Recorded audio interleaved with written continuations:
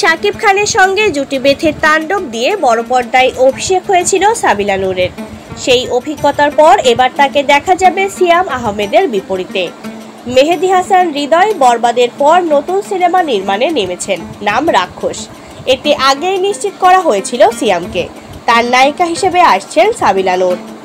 পরিচালক হৃদয় জানিয়েছেন, আগামী 2রা অক্টোবরের মধ্যে নায়িকা ঠিক করা হবে।